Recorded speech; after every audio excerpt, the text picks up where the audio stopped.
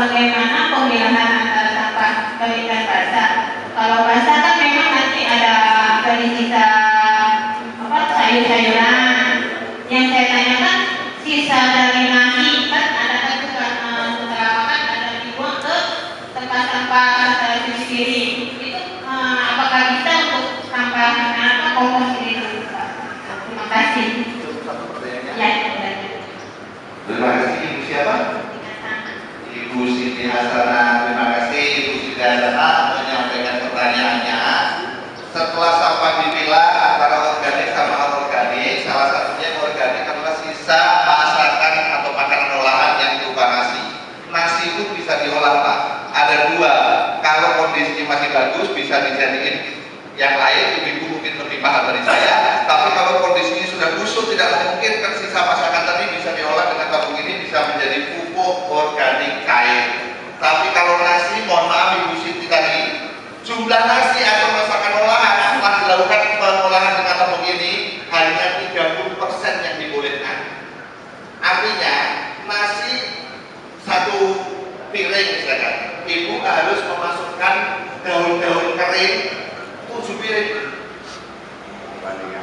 Jadi perbandingannya nasi atau masakan olahan tadi hanya 30% dari total sampah yang dimasukkan. Kalau seandainya ada nasi satu kepel, ya cari daun-daun tinggal diambil aja. Yang ada boleh durian segala macam masukin, nggak usah dipotong-potong. Jumlahnya harus 70% lebih banyak dari masakan olahan. Yang nasi atau sisa rendang, sisa kuah segala macam dengan catatan tidak berikut bumbu-bumbunya. Bumbunya harus diguyur dulu pakai air. Jadi kalau ada sisa rendang yang sudah tidak bisa dimakan, jangan daging yang ada di bumbunya itu. Jadi harus diguyur air dulu bumbunya. Karena kalau masih ada bumbunya, nanti proses fermentasinya tidak bagus. Tidak bisa terkorelasi langsung karena seperti didapat sesuatu yang kebal dilindungi oleh rempah-rempah. Ya, jadi kalau mau diolah sisa masakan yang ada bumbunya, boleh semuanya bisa masuk, tapi hanya 30%. Kalau jumlahnya sukirin, ya harus disukirin cari daun-daunan. Itu pun harus dicuci lebih dulu. Kenapa harus dicuci lebih dulu? Dan kenapa jumlahnya 30%? Untuk ibu-ibu, bapak-bapak tidak repot kalau muncul belatung. Pengolahan sampah kalau tidak ada belatung di dalamnya berarti tidak bagus.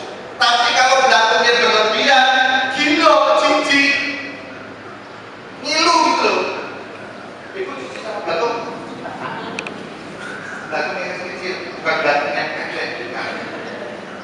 Ya. Nah, jadi untuk mengantisipasi itu, kalau tidak ada belatung, pupuk tadi tidak bagus hasilnya. Nanti modulnya akan kita sambil ini tolong dibantu dibagikan satu-satu ke bawah semuanya. Nanti buat oleh-oleh memang ini oleh-oleh dari Pak Lurah ya. Bagikan semuanya pupuknya biar satu ini khusus pupuk. Ini ada biar jangan ini saya semua pupuk.